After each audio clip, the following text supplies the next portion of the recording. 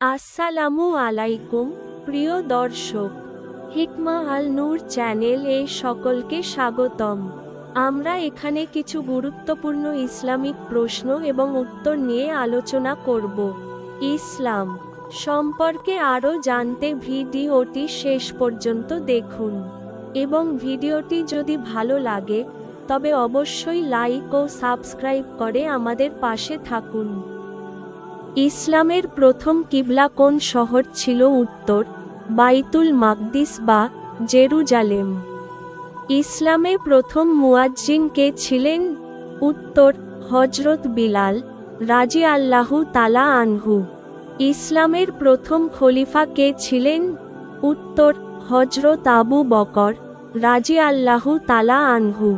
কোন সাহাবীকে সাইফুল্লাহ বা আল্লাহর তরবারি বলা হতো? উত্তর, হযরত খালিদ বিন ওয়ালিদ রাদিয়াল্লাহু আলা আনহু। কোনো প্রশ্ন অথবা মন্তব্য থাকলে অবশ্যই কমেন্টে জানাবেন।